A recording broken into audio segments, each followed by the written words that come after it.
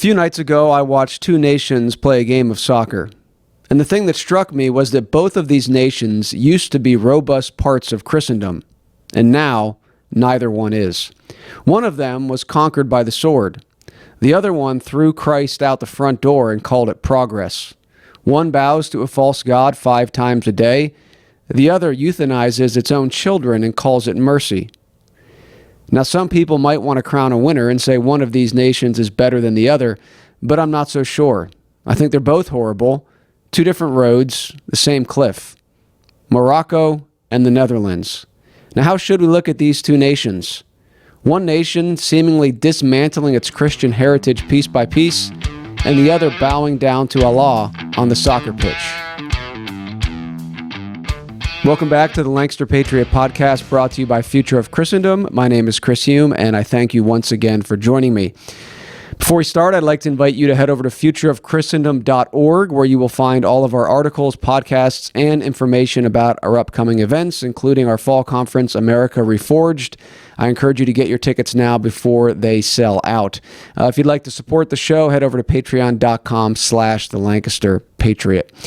All right, well, this episode is about Morocco and the Netherlands, and what prompted this episode, you may have guessed, is that on June 29th in Mexico, the Netherlands played Morocco in the round of 32 in the 2026 World Cup. It was actually a very good game in my estimation. It finished 1-1, made it all the way to penalty kicks. Morocco went through 3-2 on penalties, and it was a nail-biting penalty kick exchange with several misses.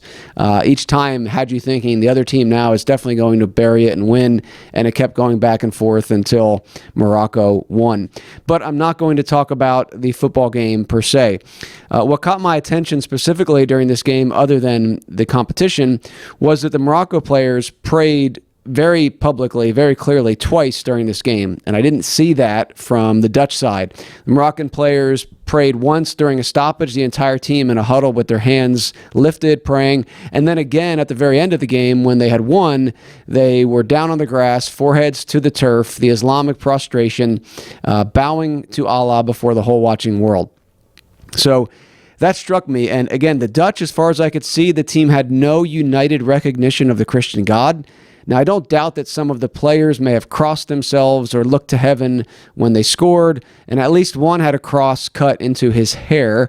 But there was not from the team that I could see at least any public acknowledgement of Christ. Now, I'll be honest, and I'll come back to this before we're done, watching those Muslim players pray, some part of me almost respected that.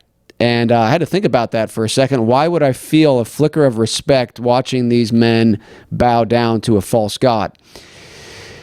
Because at the same time, you have the Netherlands. On the other side of the field, you have the Dutch. This is the land of the Synod of Dort, the land of Abraham Kuyper, a nation with roots straight down into the soil of the Protestant Reformation, and now one of the most aggressively secular societies on earth. It's a striking contrast here between these two nations, especially where they came from. And just before this game, my wife shared a news story with me about something that is happening in the Netherlands. So on June 22nd, the Dutch health minister sent a letter to their parliament confirming that at the end of last year, the Netherlands carried out its first euthanasia of a child between the ages of 1 and 12. Now, I don't know how old the child was, whether the child was 2 or 10, I'm not sure. But this is under the rules the Dutch expanded in 2024 to permit killing terminally ill children in that age bracket. Before that, they were already allowed to kill babies under the age of 1 and kids 12 and over. But the 1 to 12 age range was the last gap, and in 2024 they closed it, and they did confirm that they have killed a child in that age range. So the Netherlands legalized euthanasia in 2002. I believe it was the first country in the world to do so. And I think they were also the first when it comes to homosexual agenda as well. And last year, they recorded more than 10,000 euthanasia deaths. That's about 6% of everyone who died there, if my math is correct. Roughly 1 death in 17. On purpose, by the needle. So the 2 Christian political parties apparently did try to stand against this in the Netherlands, at least extending it to children, and they were defeated. So my wife shared that story before this match, and of course, I'm somewhat familiar with the history of Netherlands, especially during the time period of the Pilgrims, and there's a lot of rich history there, and it was very discouraging to hear what's happening there. Obviously, it's not a surprise. They're a very liberal nation, and then it's just interesting to see them play this Muslim nation. So I want to do three things on this episode. First, I want to briefly touch on the history, because there's something here we might miss. Actually, both of these nations, their stories are both apostasy stories. Neither is an innocent pagan tribe that never heard the name of Christ. Second, I want to contrast the two nations, broadly speaking. Again, not to crown a winner, because both stand under God's judgment as a nation, but to see how they're wicked. I want to consider how they have strayed, how they have erred, because they have not done so in the same way. So the second part will contrast these nations. Third, a question raised as I watch this game that I think many will have in these circles is, what does God's law actually say about these men bowing to a false god? Is that a capital crime or isn't it under biblical law? So we will consider that. So let's jump right in and talk about these two nations. So most Christians have a category for pagan nations, places that just never had the gospel, never heard the gospel, never had any sort of establishment of Christendom in these nations. And then we also have a category for Christian nations that have the light of the gospel, that have heard the truth, and there's been an establishment of the Christian church for generations. And often we file a place like Morocco under, this has always been Muslim. What do you expect? They're always going to be a Muslim nation. And the Netherlands we file under the category of fallen away from Christendom, and it's very sad. But I don't think that's quite accurate, at least not in this case, in terms of Morocco. Today, Morocco is a thoroughly Islamic kingdom running on a French civil code and Maliki Sharia law. But that part of the world was not always Islamic. In the early centuries of the church, Roman North Africa was one of the beating hearts in Latin Christianity. It gave us Tertullian at Carthage, who asked what Athens has to do with Jerusalem. It gave us Cyprian, the great bishop of Carthage, and down the coast in modern Algeria, Augustine of Hippo. Outside the apostles, arguably the most influential theologian in the history of the early church. Now, it's true that these giants of the early church were further east in modern Tunisia and Algeria, with Morocco being more on the western frontier, at the time the edge of the Christian Roman world, but it was part of that world. There were churches, bishops, and martyrs. Marcellus of Tangier was executed for confessing Christ over Caesar, and the native Berbers in what is now Morocco were substantially Christianized under Rome, in the Roman Empire. So what happened in Morocco? Well, between roughly AD 647 and AD 709, the armies of the Umayyad, and I might not be saying that right, caliphate swept across North Africa. Christianity there in Morocco was ground down over generations. There was conquest, there was the jizya tax laid on Christians, there was legal pressure, there was social strangulation. All that until the lampstand of Christianity was, for all practical purposes, removed from Morocco. So Morocco's Christian heritage was taken from it by men willing to enforce man-made law, Sharia law, and willing to enforce forced taxation against the Christian population. So there was a Christian heritage there in Morocco, and it was violently and forcefully taken from that nation, if you will. Now, the Netherlands. Now, nobody took the gospel from the Dutch by force, as it were.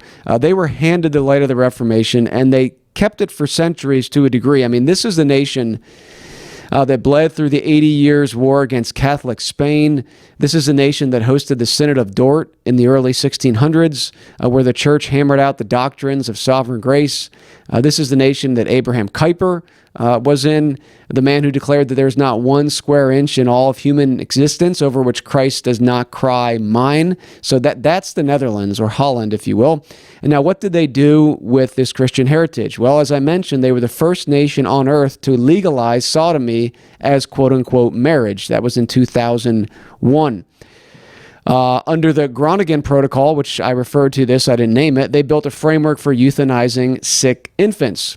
So that's just two things among many. They basically took a wrecking ball to the second table of God's law, and they called the rubble freedom and progress. Now, I will note, and this is a conversation more for another time perhaps, that even as early as the Pilgrims, who lived in Holland prior to coming to America, there were concerns about theological liberalism in the Netherlands. And in fact, that was one of the reasons the pilgrims gave for needing to travel somewhere else to the New World, because their children were being influenced by the liberal Dutch. And it has been a melting pot, quote unquote, for quite a long time in that sense. So perhaps we shouldn't be surprised that it is among the first nations to apostatize and liberalize in Europe, or perhaps maybe not among the first, but among one that has done it in one of the worst possible ways. So I won't say too much more about that, but that's what we have here. Two different nations, two formerly Christian lands. They were both formerly Christian lands. One of them lost their lampstand to a conquering false religion about 1,300 years ago. The other is throwing Christ away in our own lifetime on purpose with both hands. So that's the two nations here, Morocco and the Netherlands. Now, in Matthew 11, Jesus turns to the towns where he did his mightiest works, Chorazin, Bethsaida, and Capernaum. And he says that pagan Tyre and Sidon would have repented in sackcloth and ashes if they'd seen what those towns saw. And then he says this, and this is, of course, the force of his argument: it will be more tolerable on the day of judgment for Tyre and Sidon than for you. God does reserve his sharpest judgment not for the man or the nation or the people who never had the light, but for the man who had it and trampled it. Now, with that being said, I still do think there is a difference between a nation that had the gospel torn out of its hands by an army and a nation that is spitting it out voluntarily while the sun is still up. You see, the Dutch apostasy, if you will, is high-handed sin. It's happening now. It's happening intentionally. By that Matthew 11 standard, the Netherlands has the heavier reckoning coming. Morocco is 40 generations into a captivity it didn't choose, and at least to some degree, didn't choose that captivity. Now, they're still culpable. We'll talk about that. But in one sense, it was taken from them. The Netherlands is choosing its captivity fresh every morning. Now, I don't know exactly how this works out in history and how God is at. I know he is at work, but I obviously don't know his secret counsel. And I believe he holds individual men responsible for their sins, but he does deal collectively with nations as well. And I'm not sure how that all plays out, but I think if you just look at this on the face of it and the principle of Matthew 11, the sin of Netherlands right now, I would say, is more high-handed at least. Again, that doesn't make Morocco's sin fine. It's still apostate ground. It's still a land in rebellion against its rightful king. So neither one of these nations and the people that generally make up these nations, obviously I believe there are faithful Christians in both nations, but as a whole, both of these nations have apostatized, and neither one is innocent pagans. Both are fallen Christendom. They just fell in two different directions. Which brings us to the next section here, talking about how these two nations have fallen differently and how they're somewhat different now. So again, under God, under his law, they are both in rebellion. Both Islam and secular humanism. So you have Islam in Morocco, secular humanism, if you will, in the Netherlands. Both of these systems deny the crown rights of Jesus. Islam enthrones a false god, Allah, and a counterfeit code, Sharia. And don't let anybody tell you that Sharia is divine law the way that God's law is in the Bible. It isn't. Sharia is man-made. The Quran, you have the Quran, which is man-made, and then you have stacked on top of that the Hadith, stacked on top of that 1,000 years of jurists' opinions, stacked on top of that the rulings of men, stitched together by human hands and stamped as from God in the Islamic system. This is basically men legislating and putting God's name on the invoice. As we'll see, it's not much different than the legislative system in Western nations. Secular humanism in the Netherlands, on the other hand, enthrones autonomous man. My truth, my standard, there's nothing outside of me. The state then becomes the definer of good and evil, very explicitly. So, to contrast, again, one of these nations bows to a false god outside man, that's Morocco. The other bows to man himself, those are the Dutch. But both have something other than the triune God on the throne, and that is the definition of man-made religion and man-made law. So when someone asks you, is it better to be a Muslim or a secular humanist, that's really like asking whether it's better to drink the poison or to jump off the cliff. Both lead to injustice and hell, just in different ways. Now, some might say, yeah, okay, but which is worse to live under? And here it does get admittedly somewhat interesting, and perhaps there's a bit of a paradox here, and also I really wouldn't want to have to pick, to be honest, but just to look at it, you have the false religion of Islam, which actually on the surface holds on to more of the borrowed capital of the second table than the secularists do. So Islam is a false monotheism, but it's still a monotheism, and it still affirms, in theory, a transcendent lawgiver, a fixed moral order that man can't repeal, again, in theory. Again, of course, Sharia law is man-made in the end. But even in a counterfeit code, it seems to keep some of the basic furniture of a sane society on the surface. Moroccan law criminalizes sodomy, for example. Euthanasia is treated as homicide, as far as I can tell. The family is somewhat protected. Abortion is heavily restricted, at the very least. Now, on the outside, that might look orderly and appealing. But there are still a lot of problems with Islam, to say the least. Any law other than the law of the Christian God is going to hamper dominion, and these Moroccan laws, these are articles in a modern penal code, a French-derived statute book passed by a legislator under a constitution they wrote in 2011. So Morocco has a parliament grinding out man-made law every session, just like every other modern state. So don't fool yourself that one of these countries is under God's law and the other isn't. Neither is. Both are under man-made law. Even if Morocco had tried to stay as true as possible to Sharia law, it's still man-made law. Both are governed in the end by the legislation of men. The only difference, or perhaps one of the main differences I should say, is that the Netherlands is honest that man is the lawgiver. And Morocco takes the same thing, man's law, created by Muslims, baptizes it and calls it the will of Allah. But both are creating their own law. Now, secular humanism is what you get when a culture works its unbelief out consistently. Secular humanism denies any transcendent standard at all, so nothing stops it from sliding straight into the culture of death. There's no fixed standard above man. That means that man does what he wants, and what man wants, left to himself and his sin, is to kill the inconvenient and worship the self. That is what man is going to revert to absent the grace of God. Abortion on demand, killing the sick, killing the children, grooming the next generation into perversion and calling it kindness. This is secular humanism taken to its logical conclusion. Now, again, we could argue, someone might want to argue benefits to secular humanism. Someone might want to argue benefits to Islam. I hope you will see that since both of these systems reject the law of God, they are both evil and wicked, and I suppose you could make an argument in this sense it would be better to die under this system than that one, or vice versa, but I think that's missing the point quite frankly. So in one sense, if you look at that and you see the results of secular humanism, you might be tempted to say, well, you know what? Give me Morocco. I'd rather live under Islamic rule than under the secular humanists. And again, that's not a choice I'd really want to make, to be honest with you, between which of these two nations I'd want to live under. But I do want to mention that brief feeling of respect I had watching the Muslims pray, whereas the Dutch weren't. What I respected was not the object of their worship. Allah is a false god and bowing to him is sin. That's clear. What I think I respected was the attitude and the posture. They carried themselves like there is someone above them. They were unashamed, as though the transcendent was more real than anything else. And then I looked at the Dutch, heirs of the Synod of Dort, heirs of Abraham Kuyper, and that posture, that attitude was completely missing. Again, there might be some Christians on the team, but the point is the vibe from the team was very different. The Moroccans were clear about the fact that they worship one that is transcendent over them. The Dutch, I just, from that you couldn't tell. Now, Romans 1, I think, gives us a category for this. Paul says that God's wrath is revealed against men who suppress the truth, who knew God, refused to honor him, and traded his glory, first for images, then for created things, and on down it goes. So if you follow that down, the Muslims traded God's glory for a false god. He's on a low step. But the consistent secularist has gone further down the same ladder. He suppressed the knowledge of God so completely, he bows to nothing above him at all, only his own appetites. Man becomes God.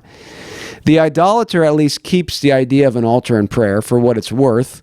The secularist has knocked the altar flat and climbed onto the pedestal himself.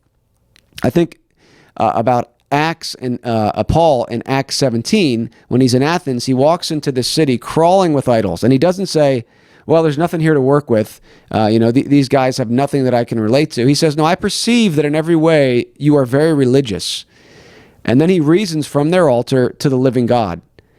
In a sense, we can perceive the Moroccans are very religious. Paul could get a foothold there with the men who still feared something. They still respected something. They revered something above them. They knew that there was a God above them. I do think it's harder to preach Christ to a man who's decided there's no one above him at all. In my experience, which is limited, but I have spent quite a few times out on the street and multiple conversations with people over the years, and it is always easier to engage someone who has the concept of God firmly planted in their mind, as opposed to someone who has totally rejected the concept and have hardened their hearts and reject the very idea of God at all. So in the narrow sense, the praying Muslim is closer to the conversation about the one true God than the silent secularist. Not closer to heaven and not necessarily closer to justice in terms of the society. Both have rejected the one true God, but the Muslim still believes the question matters. The modern Dutchman has decided, by and large, that there's no question. The Muslim has the wrong answer. The secularist has abolished the question. Now, a lot of good reform men, especially perhaps the Two Kingdoms crowd, who treat the secular state as a neutral common space that the church just operates inside, they might say, well, you know what, give me the Netherlands, because at least there I'm free to preach. And I understand that instinct, but we need to think about what that freedom, quote unquote, actually is, that is supposedly existent in these secular states. When it comes to the first table, Islam is a tyranny and secularism looks wide open, right?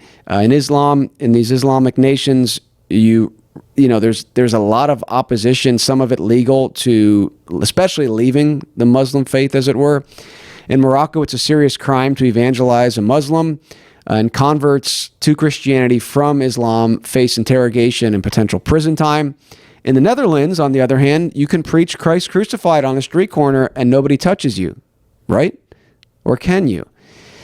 Here's the problem. In every secular society, the tolerance never lasts. I'm not sure exactly in this moment what would happen if you were in the Netherlands and were open air preaching. I'm sure I could find out. I probably know some people who have been over there and have done it. But I just want you to look at other secular states, because this is the trajectory that cannot be avoided when Christ is abandoned. Look at Finland. There was a member of parliament there. I believe she was a doctor, a grandmother, and she was hauled through nearly 7 years of prosecution. And what was her crime? She tweeted a Bible verse, a verse from Romans 1, I believe, questioning why her state church sponsored a pride parade. And she also wrote a pamphlet on sexual ethics 20 years ago.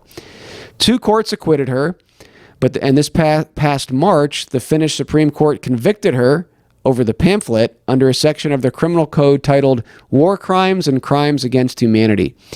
They fined her, ordered the text scrubbed.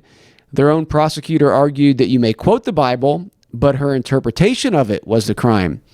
And she's not alone in receiving this sort of treatment in the secular West. England, of course, this story was going around before England. There have been people arrested for simply praying silently on a public sidewalk outside an abortion mill. So we cannot say that the secular West is neutral. It's not a neutral common square where the church operates in peace. The neutrality is a myth, and it has an expiration date. That's the thing. You may look at some of these nations that were highly Christianized, and for the moment, they've secularized, and they still maintain a level of freedom, but it is expiring fast. What looks like the freedom to preach is just a grace period. The window before the same humanist state that euthanizes its children decides your Bible is hate speech is closing very fast. So there is no long-term freedom in a secular state.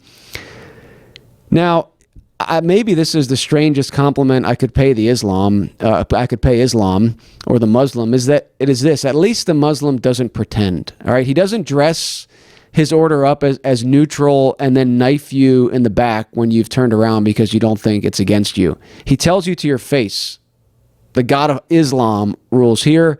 Your gospel is not welcome. Now that's wrong, that's sinful, that's unjust. God will judge that. But he's honest about his religious order. And in that one narrow sense, I guess it's clearer than the secular lie, which many Christians have bought, that, we can have a freedom and tolerance in a secular state and we shouldn't want a Christian nation. The secularist insists that there's no God on the throne at all and that the public square is empty and neutral and all are ostensibly welcomed, right up until he prosecutes a grandmother for a Bible verse or puts a child to death in a hospital bed.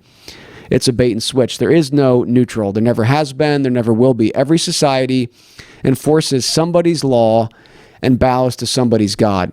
It is God's law or man's law. Those are the only two options that have ever been on the table. The Muslim chose the wrong God and the wrong law, but he's clear-eyed that the choice is real. The modern Westerner has fooled himself into thinking he's opted out of the question, and that delusion is exactly how he does such monstrous things, kills the most innocent people, celebrates the greatest perversions imaginable, and still feels like he's more reasonable than everyone else, still feels like he's more sophisticated than the Muslim. So there are traps on both sides. The first is secularism, represented by the Netherlands here in my mind, promising neutrality and freedom from all this God talk and always ending in a cannibalistic culture that devours its own children. That's secularism. It will always and ever end there. And we're seeing it on full display in the Netherlands. This is what you get when you abandon Christ. The second trap is a false theocracy. This is demonstrated by Morocco, promising moral sanity and strong families, but built on a lie, codifying blasphemy against Christ, and using the sword to crush the true gospel the instant it appears. That too will not last, and it will not bring prosperity, and it will not be conducive to dominion in the end. We have to reject both. Don't let disgust with the rotting West seduce you into romanticizing Sharia or Islam. And I think there are some today that are being tempted to do that. It's a counterfeit law bolted to a counterfeit God. At the same time, don't let gratitude for Western liberty blind you. Secular quote-unquote freedom is just apostasy with a better marketing department. Secular humanism is a parasite. Every good thing it has, human dignity and rights, it stole from Christianity, and it is spending them down to zero. And when they get to zero, it will be one of the worst imaginable societies that there can be. And we're seeing that in the Netherlands. So secular humanism is a parasite. On the other hand, Islam is a counterfeit, a Christ-denying system that froze a distorted man-made religion and called it supreme. One of them lives off stolen Christian capital, and the other sells you fake gold. They are both devastating to Christendom. Here's what only God's law can give you. Neither counterfeit can do this. God's law can give you this both at once. You see, Morocco tries to give you order without liberty. You keep your family intact in a cell. The Netherlands gives you liberty without order. You're free in a slaughterhouse. You're free basically to do one thing, commit sin. That's about it. Only the law of the Lord gives you a society that is both morally sane and truly free. This is because the God who made man knows man and knows how man flourishes, and he wrote it down for us in his law. That's why here at Future of Christendom, we think it's so important to teach not just God's law, but God's structure, because God knows man and God knows what we need to flourish, and everything that he's given us is conducive for that. Now, I want to briefly say something regarding Islam, because I have said a few things here that I don't want to be misrepresented. I said that, part of me really respected the posture of those praying Muslims. And I mean, for good or for ill, I did have that feeling. And I do want to be clear, though, about the Islamic religion. I have zero, obviously, affection or respect for a false God. Islam is a false religion. It denies the Father and the Son. It is then, in the words of the Apostle John, also the spirit of Antichrist. It confesses that Jesus is not the Christ, that Christ did not come in the flesh. He's not the Son of God. It's spiritually false. It has been, on top of that, for 14 centuries, one of the bloodiest persecuting powers the church has ever faced. So Islam is a horrible religion. Now, recently, this is very interesting, J.D. Hall was on the Tucker Carlson show, and he said some things about Islam that, as far as I can tell, and I'm not an expert, are not historically accurate. He told Tucker that the Ottomans didn't tax churches, that they were very kind to Christians, and that the Islamic authorities lovingly rebuilt the Church of the Holy Sepulchre 3 different times. Like I said, I'm not an expert on the history of Islam, but I want to play a clip here of someone who's done a lot of study on this, Raymond Ibrahim, who wrote Sword and Scimitar and Defenders of the West. He put out a response to J.D. Hall's claims on Tucker Carlson, and I just want to play 2 segments here. The first one is a little bit longer than the second, but I want to play it at length, and I'll just make minimal comments, but I think this is very interesting, so take a listen. I think first you have J.D. Hall here, and then Raymond Ibrahim is going to respond to Hall's claims. The Ottomans didn't charge churches tax. And so when the Ottomans were in control of the Promised Land for 400 years, in the millet system, they didn't charge churches tax. Israel started just a few years ago. Wow. Is that true? For 400 years, the Ottoman Turks, who controlled the Holy Land from around 1517 to 1917, did not tax churches? False. At best, this is a highly disingenuous assertion.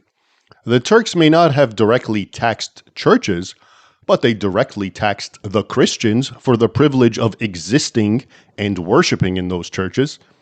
If the Christians refused to pay the often significant, if not crippling, jizya tax, the tribute all conquered infidels are required to pay to their Islamic overlords per Quran 929, not only would they be killed or sold into slavery, but their churches would have, as on countless occasions, been razed to the ground or turned into mosques. Even so, and as might be expected, Tucker proceeded to ask JD to elaborate on this bit of Muslim magnanimity. And from here, matters only got worse. Watch. And their Muslim rulers didn't do that during the Ottoman period. Okay, so the answer is no. The Muslim rulers didn't tax churches during the Ottoman period. They were very kind to Christians. As a matter of fact, they took care of our holy sites. They had rebuilt, Islamic authorities rebuilt the Church of the Sepulchre 3 different times over the centuries. Did you catch that? So now, not only did Muslim rulers not tax churches, but they were, quote, very kind to Christians. Now that's quite a mouthful, JD. Keeping Christians as dhimmis, meaning oppressed subjects who do not in any way, shape, or form enjoy the same rights as Muslims, killing or enslaving them if they don't pay outrageous taxes and tributes, and denying them any semblance of justice whenever Muslim mobs rose up against them, which, as we'll see, was quite common then and now. All this was a way of being very kind to Christians. By the way, here's a fun fact. During those same centuries that the Ottoman Turks ruled the Holy Land, they were the scourge of Christian Europe, seen as the most vile of all Muslim oppressors which had come before them, which is saying something. The atrocities they committed during their conquest of thousands of miles of Christian lands often beggar description. Non-stop raids, massacres, enslavements, rapes, the seizure of the strongest Christian boys who were forcibly Islamized and turned into jihadis, the notorious Janissaries, and the seizure of Christian girls who were thrown into Ottoman harems and turned into sex slaves. Not to mention, of course, the systematic desecration and destruction of thousands of churches.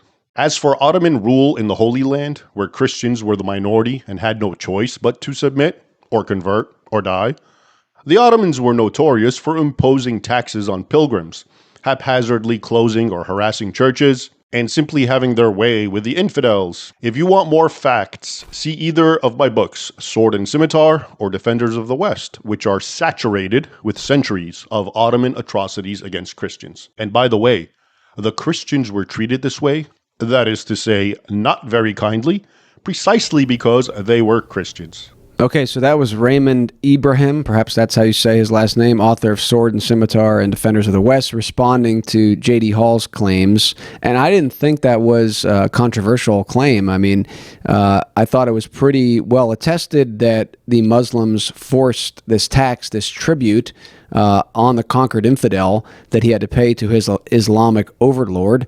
And then also you had the enslavement and the capture of boys and girls. And again, I'm not an expert on this, but everything I've read points to what Raymond's saying there to be the accurate take on this, not J.D. Hall's. If you have some other sources, please let me know.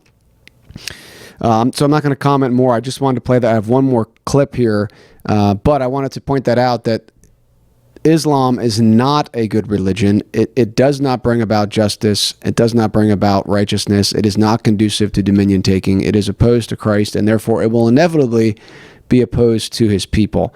So I find it interesting that J.D. Hall said that they were very kind to Christians. Now, one more clip. This is a bit shorter, also from Raymond Ibrahim here, and he's going to be talking about Mark Twain, who apparently visited the Holy Land, which, by the way, I'm not sure if you like Mark Twain, but he was a very interesting author, and he's definitely not a fan of organized religion. So we'll see what he had to say about the Holy Land and the Muslims there. But one of his books that is very strange is A Connecticut Yankee in King Arthur's Court. If you like some of Mark Twain's other stuff, which I've never really been a huge fan of, maybe his well-known works, The Prince and the Pauper, I guess was somewhat interesting, but A Connecticut Yankee in King Arthur's Court, very strange book involving time travel and some interesting things. So read that book if you'd like to be entertained at least. So let's listen here to Raymond Ibrahim talk about Muslims and Mark Twain. Mark Twain, who visited the Holy Land, wrote of one of these savage uprisings, which occurred in 1861. Quote, 5,000 men, women, and children were butchered indiscriminately and left to rot by the hundreds, all through the Christian quarter of Damascus. The stench was dreadful. All the Christians who could get away fled from the city, and the Mohammedans would not defile their hands by burying the infidel dogs. The thirst for blood extended to the highlands of Hermon and Anti-Lebanon, and in a short time 25,000 more Christians were massacred, and their possessions laid waste. How they hate a Christian in Damascus, and pretty much all over Turkeydom as well, and how they will pay for it when Russia turns her guns upon them again. Russia did go to war with the Ottomans again, and did help liberate the Balkans, but the chance to recover the Holy Land had passed, thanks again to England and France. Incidentally, by helping preserve Islamic rule, the two Western European nations can also be thanked for the Ottomans' final bit of kindness to those Christians under their rule. That is the genocide of some 2.5 million Armenians, Assyrians, and Greeks, massacred, mutilated, or raped, crucified in the most horrific of ways. Hey, come to think of it, maybe what's happening to England and France right now, also at the hands of Muslims, is mere payback. Anyway, there you go, JD and Tucker. A bit of clarity for you. You're welcome. Okay, so Mark Twain describing the thousands of Christians who were butchered in the streets of Damascus and left to rot. And then, of course, it goes on to the Armenian genocide, 2.5 million Christians slaughtered. So this is the regime that, at least it appears, that J.D. Hall is marketing to American Christians as gentle and kind. I don't know if this is, I didn't watch the full Tucker Carlson episode, and I'm not an expert on Muslim history, but I wanted to play that for you just so you could hear the other side from Raymond Ibrahim, who is obviously very well studied on this issue. So perhaps there's more that could be said there, but I found that interesting to hear J.D. Hall say that. And I think often what's happening, and I'm not going to go into this too far, but with many issues, whether it's Christian nationalism, whether it's the Jews, and we just did a whole full-day conference on the Jews in Israel at Future of Christendom. We're not dispensationalists. We are not Zionists. We fully reject that. But I think some people are just swinging on a pendulum here, whether it comes to Christian nationalism and trying to oppose secularism and swinging all the way over to something that is not biblical law, or when it comes to the question of the Jews, swinging over making some strange claims. I think we need to just Always ask, what is the truth? What does God's law say? And then we can apply it to every single situation. At the very least, Hall's comments seemed strange to me. Based on what I knew about the history of Islam, and I wanted Raymond Ibrahim I wanted to play that clip. So check out his stuff if you want to dig deeper into that.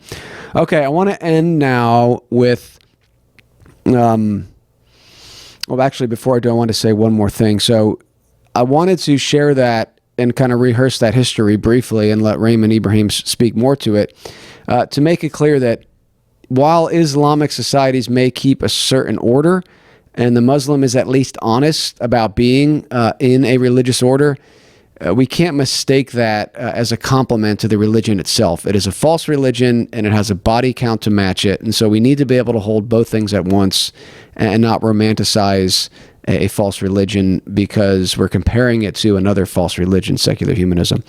Okay, now I want to get to the issue that prompted this for me. The whole thing, started to think about this more, was the Moroccan players bowing down on the pitch and praying ostensibly to the Muslim God, the Muslim Allah. As I understand, Allah is just the Arabic term for God, but it is obviously part of a system in Islam that is a false God. So, all right, I want to deal with this because I think sometimes there can be a caricature of theonomy, and I think we have to look at the Bible, read the law, and really consider these things. So, watching those men worship Allah, the question that many have is this: in a fully reformed Christian theocracy, a nation actually ordered under God's law, is bowing to Allah a capital crime? So first, the theology here. Is Allah just another name for the God of the Bible? I mentioned this. I want to unpack it more. No, it is not. Islam, as a religion, denies the Trinity, denies that Jesus is the Son of God, denies the crucifixion and resurrection. The God of Islam is an idol, fashioned in the mind of man. So the players' prostration is real idolatry in that sense. It is false worship. It is a violation of the first commandment. But notice, the problem here is not the posture. A Christian could go down on his face in that same exact posture and be praying to the true God. Scripture is full of saints falling on their faces before the living God. The sin isn't in bending the body, it's in the object, who you bow to, which tells you the civil question will never turn on the body language or the act of prayer itself. It turns on something more specific. Now, theonomy says, God's law says, the system that God has given us, what we might consider Lancastrian theonomy, I think is just biblical law. God's law is the complete and sufficient code for civil society. Man has no legislative authority. He doesn't invent crimes or add statutes to God's law book. Okay, that's the first thing. Second, God's law is given to us in an accusatory system. There's not a religious police force sweeping the streets for sins to punish preemptively. For a civil action to exist, an accuser must bring a specific charge. There has to be the statute, the evidence, and the witnesses. So picture this scenario. An accuser drags that Moroccan soccer player before the magistrate and says he bowed to Allah. The penalty for idolatry is death. We need to execute him. Now, what would a judge do? What should a judge do in that situation? Well, he has to first go to the statute, go to the law book, and you have to read it carefully and do due diligence here. Because I think sometimes the popular idea of what God's law says about this and what it actually says might be two different things. So there's a couple different angles to take when it comes to the laws against idolatry. First, you have a clear reference to enticement or soliciting others to idolatry. Deuteronomy 13 being the central text here. It's not necessarily aimed at the man who privately believes the wrong things or perhaps even gets in a posture of prayer. It's aimed at the man who tries to drag others away.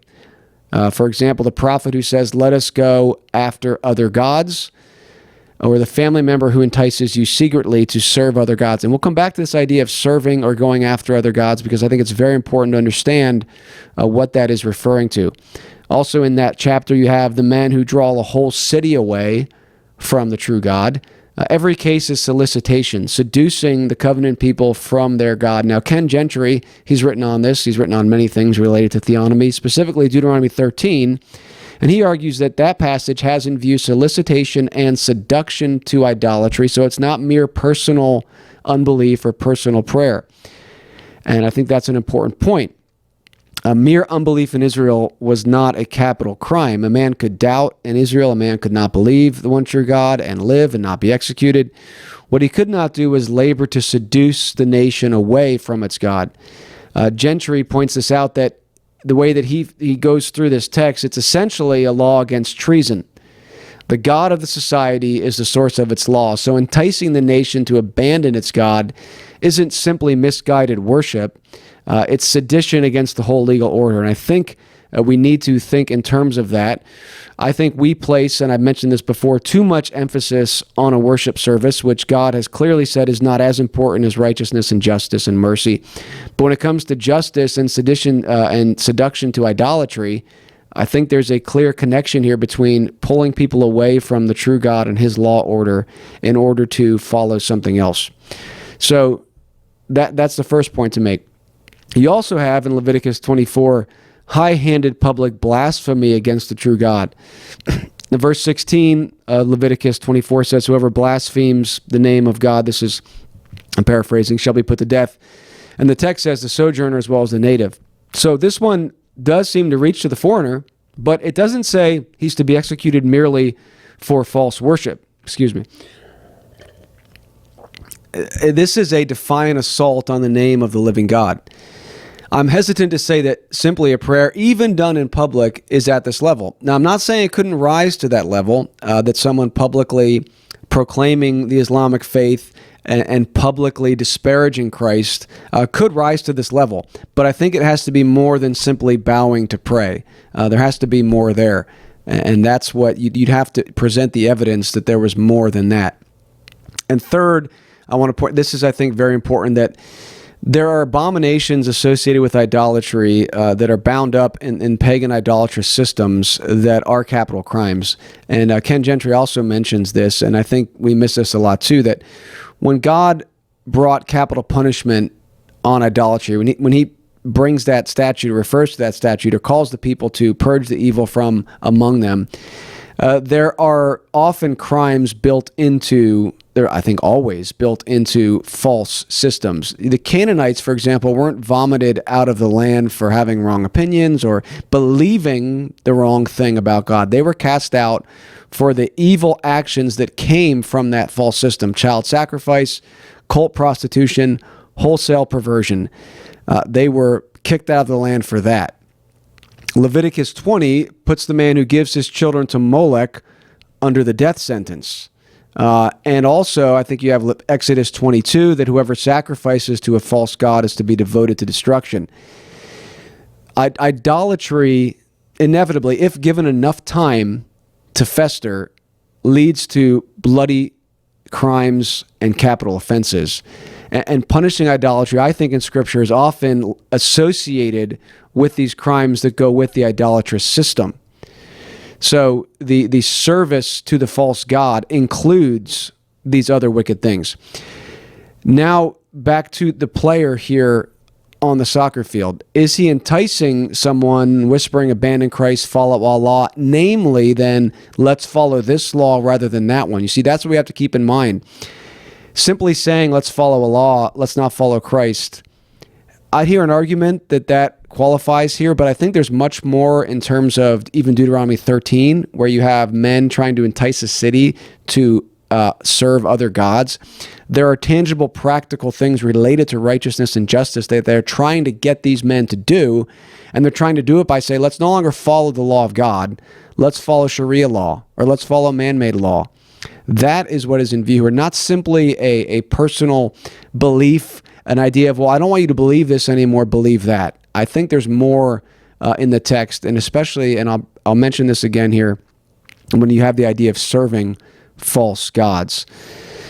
So also, the soccer player there is not openly cursing the name of the true God, is he? Well, I mean, he's rejecting him, at least if we're assuming that he's praying to a false god. I mean, in one sense, I mean, you'd have to prove that in court. Given what we know about the Moroccan religion, we can kind of guess that, but you'd have to prove it in court. And again, I don't even think that would rise to the level of a capital offense, that someone was praying to a false god. Again, there's still a difference even praying to an idol and cursing the name of God. So if we're talking about blasphemy, I think we're in somewhat of a different category. Both are sin, but there's a difference here in terms of the civil sanctions. Obviously, there's no child sacrifice going on in that moment. There's no cult prostitution. This is someone bowing down in personal devotion to a false god. Now, I think we need to think about biblical law here. There is room for the foreigner, the sojourner, the resident alien. He's still bound by the laws, by God's law. There's to be no blasphemy, no child sacrifice, no public abomination. And again, we're debating here whether simply praying falls into that category. But God's law did not compel someone to convert. It didn't require them to profess faith in Yahweh. And I think if we understand that you always have faith in something, it wasn't simply that, okay, you can come here and now be an atheist or be a secularist. Obviously, that's anachronistic, but the idea was obviously people are going to come here and they're going to bring their false religion with them. And God's law never required them to abandon that religion and profess faith in Yahweh, but it did require them to conduct themselves in a certain way. They were not executed for simply being an uncircumcised pagan living among the Israelites. The Passover was open to them only if they chose to be circumcised and join the people. But God's law tolerated, to a degree, the non-worshiping foreigner, so long as he didn't entice, didn't blaspheme, and didn't commit these defiling crimes. And I think that's something only God's system can do, which is ironic. I mean, we're accused of being libertarians by some Christian nationalists, even though we do believe God's law, which a libertarian would hate, which ultimately says high-handed blasphemy, high-handed seduction to idolatry would be a capital offense. The libertarians would hate that. We stand by that. But at the same time, only God's law gives you true freedom. There's more freedom in God's law than in either Morocco or the Netherlands. In Morocco, you're not free to be a Christian. In the Netherlands, you're not free to be a Christian, at least not for long. You'll be punished for that. God's law actually gives more freedom, I would argue, in one sense, to the false, the adherent of a false religion than every other system gives to a Christian. Now, it's not going to give them full freedom because God's law is supreme, but I think we really miss this when we think that God's law is this oppressive system. Just look at man's law if you want to see oppression. Okay, I want to address maybe the strongest objection to what I'm saying, because someone's going to say, well, what about Deuteronomy 17? And it's a great point. And I want to read actually verses 2 through 7 here. So Deuteronomy 17, 2 through 7. If there is found among you within any of your towns that the Lord your God is giving you, a man or woman who does what is evil in the sight of the Lord your God, in transgressing his covenant, and has gone and served other gods and worshipped them, or the sun or the moon, or any of the host of heaven, which I have forbidden, and it is told you and you hear of it, then you shall inquire diligently, and if it is true and certain that such an abomination has been done in Israel, then you shall bring out to your gates that man or woman who has done this evil thing, and you shall stone that man or woman to death with stones. On the evidence of 2 witnesses or of 3 witnesses, the person who is to die shall be put to death. A person shall not be put to death on the evidence of 1 witness. The hand of the witnesses shall be first against him to put him to death, and afterward the hand of all the people. So you shall purge the evil from your midst. Now, on the face of it, it doesn't seem that this passage requires enticement or seduction to idolatry at all. It just says he served other gods. He worshiped them. And if that's the plain reading, maybe the Moroccan soccer player bowing to Allah is exactly who this text has in view. But before we make that conclusion, I want to point something out. This is a point that I've made elsewhere, but I think it's very important. The text here says served, all right? That's the key point. This man has gone after and served other gods and worshiped them. I think served other gods is the key point here. To serve a false god, this is not merely to have a false opinion, a false belief. I would say it goes beyond prayer, even public prayer, I would argue. To serve a false god was never the bare act of some sort of ritual worship that didn't include, I'm not referring to child sacrifice because I think that does come into play here in service. But to serve a false god was to enter that god's whole cult, was to enter the system of service and the system that god stands for. And that cult, if you follow it to the T, will always be a machine of other capital offenses: child sacrifice, sexual immorality, murder, divination, many different things. When God says the man who serves other gods is to be stoned, I do not think he's criminalizing a public prayer. He's naming a man who has thrown himself into a system of overt, witnessable, capital abominations. Now, I think there are many Muslims and many secular humanists that this charge could be brought against, but what I'm saying is I think you would need more evidence than simply a public prayer.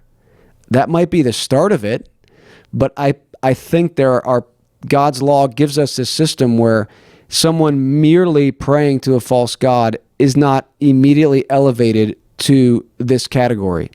Now, I think if they follow that system and they continue to harden their hearts, there would be cases where it would rise to the level of a capital offense. And again, you need witnesses, you need an accuser, you need evidence, all these things. But the man here in view is someone who has thrown himself into the system of overt, witnessable capital abominations. That's why the verse text itself says you need 2 or 3 witnesses for this. You cannot do this on one witness. It can't be someone who simply says, yeah, I think this guy prayed to a false god. It needs to be something that multiple witnesses can attest to and prove, because serving a false god always produces things that you can actually see. Serving the false god leads to actions. You could have a mental belief about something and even pray publicly, but you may not actually be serving in that cultus. When you do, it leads to actions, which is why I've argued that the religion of transgenderism would apply to this. It wouldn't be someone who simply says, I believe in transgenderism, there's no God, man is God. I mean, that right there is a false religion.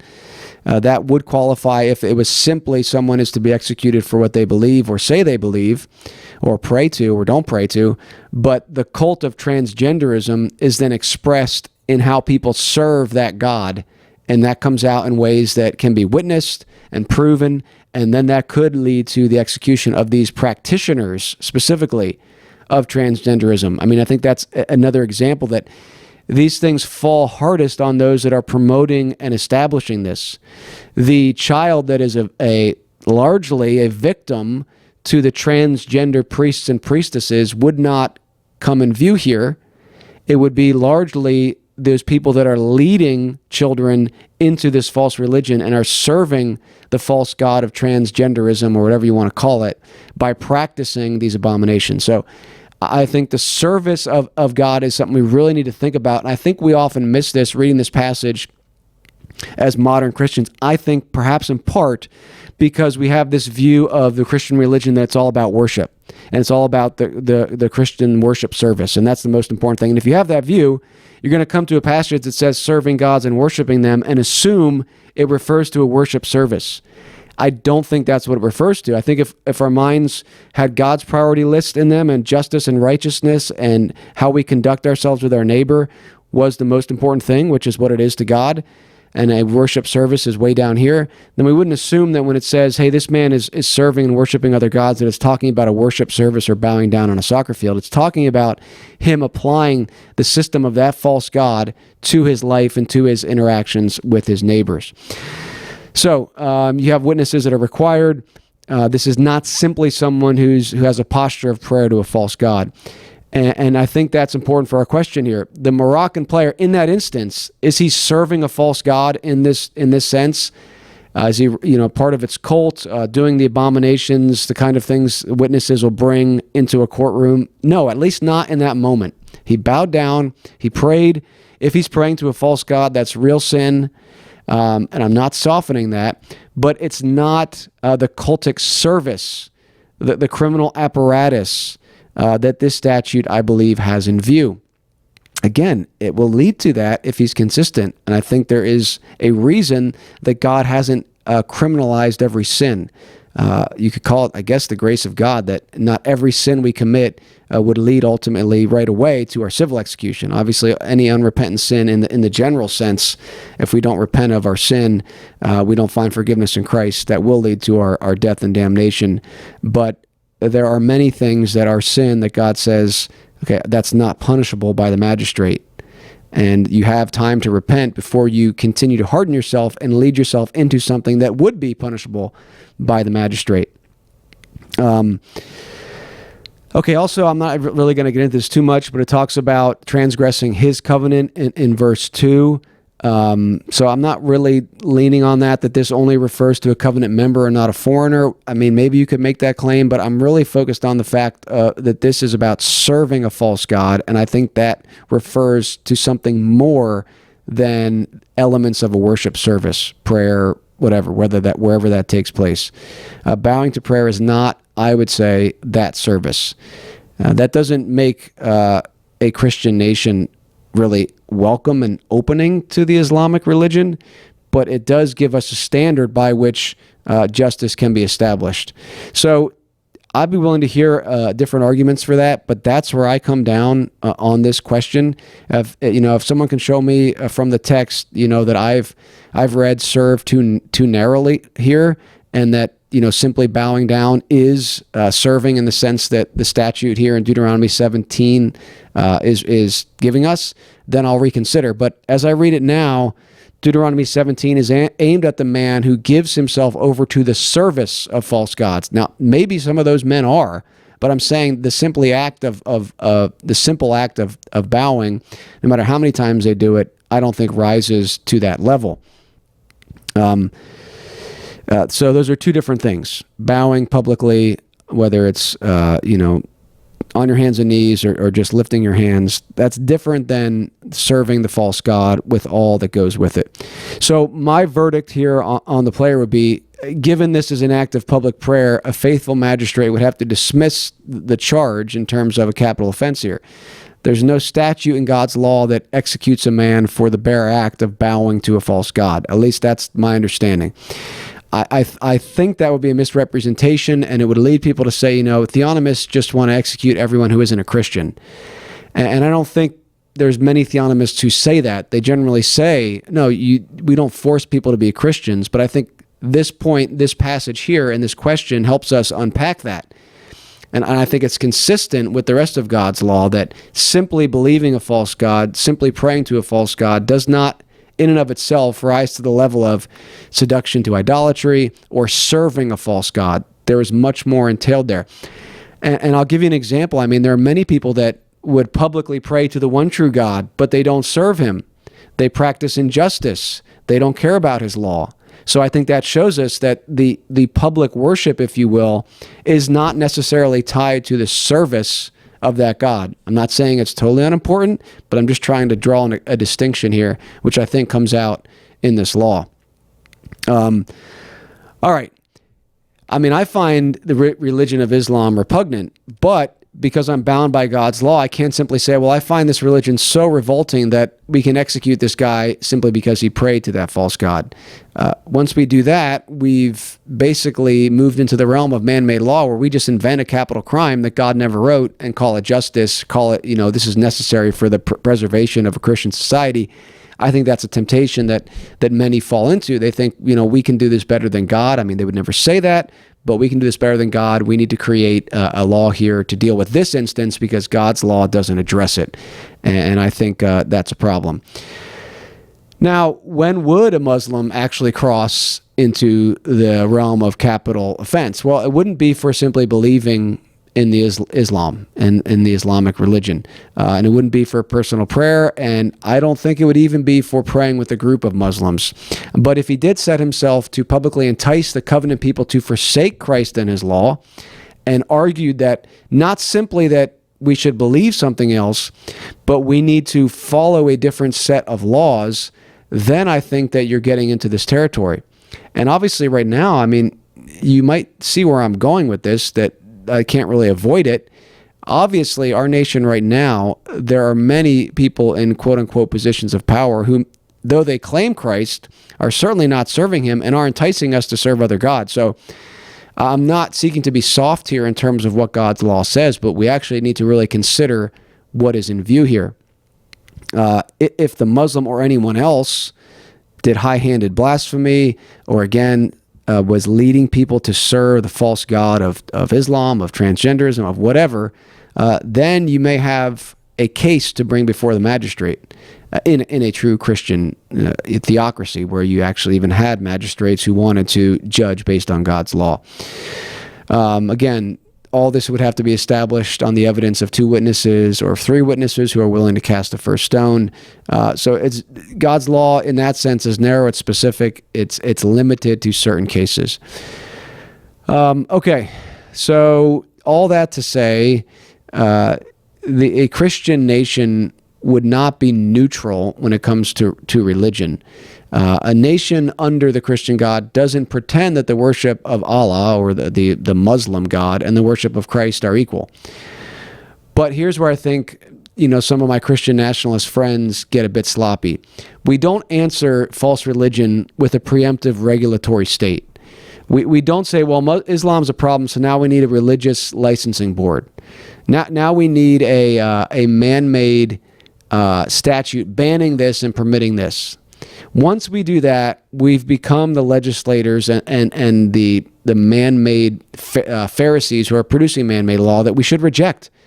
And we hand the magistrate a legislative function that God never gave him. So the framework doesn't change. God's law gives us a framework, an accuser, a specific charge, a specific statute from God's law, adjudicated after the fact, not preemptively. If public Islamic activity rises to enticement, open blasphemy, or the service of that false god and all that entails, then it's chargeable, and you have evidence, then that's an offense under that statute, and it could lead to the death penalty. But I'll say before it gets there, there are a lot of other ways to keep Islam out of a nation that don't involve man-made laws. And I've talked about that elsewhere, specifically a culture that has a strong immune system and isn't hampered by man-made law. I mean, man-made law, really, if you look, for example, at England and even in America when it comes to foreigners, the reason that one of the main reasons that it's so easy for these foreigners to come in, the malicious ones, there are some that are not, some that are malicious, is that man-made law prevents Christians and the righteous or the natives or whoever from discriminating against them. And under God's law, you're free to discriminate, and there might be many good reasons to discriminate, and maybe there's some bad reasons to discriminate, but you're free to do it under God's law. All right, one final point of contrast, and we'll wrap this up. There are 3 systems in view here, at least in this episode. You have Islam, secular humanism, and biblical law. Sharia, under Islam, executes the apostate who apostatizes from Islam. It kills the man for leaving its false god. Secular humanism executes the innocent, the unborn, the sick, the disabled, the child in the hospital bed, even the Christian preacher. If it's not happening now, it will. But God's law executes neither the private idolater nor the innocent. It reserves the sword for the high-handed enticer, the public blasphemer, and the murderer on the testimony of witnesses after the deed, never preemptively. Islam kills you for leaving Islam. Secularism kills you for being weak, in the case of euthanasia. But the law of God refuses both. It's the only system that is actually just. So much more, obviously, we could say there. But I found the contrast and the history of these 2 nations very intriguing. 2 nations played the soccer game, and what I ended up thinking about were the 2 different ways that a nation lost Christ in the sense of Christendom. Both are counterfeits. The crescent and the rainbow flag, they're both counterfeits. There's a false god on the crescent side, and there's the deified self on the rainbow flag side. You have Mecca and Amsterdam.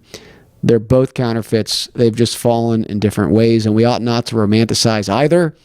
We ought not to romanticize the Muslims and their bloody history, and we ought not, to the 2 Kingdoms folks, we ought not to romanticize this liberal order that has abandoned God's law.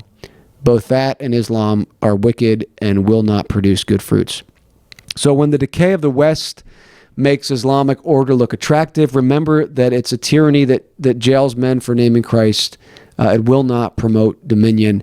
And when Islamic tyranny makes Western freedom look attractive, remember that it's really a slaughterhouse with good PR that's coming for your children, secular humanism. It is not peaceful. It is not tolerant. The answer is not Morocco, and it's not the Netherlands. It's what it has always been, the law of God, and the crown rights of Jesus over every square inch. Kuyper did get that right, even if he didn't necessarily go far enough, we could argue, and even if his own nation stomped out that confession and is stomping it in the mud right now, raising a hand against God. So that's all I have for you today. If you found that interesting at all, please share it, like it, share it with someone who might find it interesting. Share any resource from futureofchristendom.org that you find encouraging or helpful. That's the number one way you can support us, is by getting this content in front of more people. That's our main goal here. Pretty much everyone here is doing this on the side. We are simply trying to get this message out as far and wide as we can, and always invite discussion and debates. So if you know anybody that's willing to discuss these or debate these points, please reach out to me. All right. Until next time, remember that Christ, not man, is king. So long, and God bless.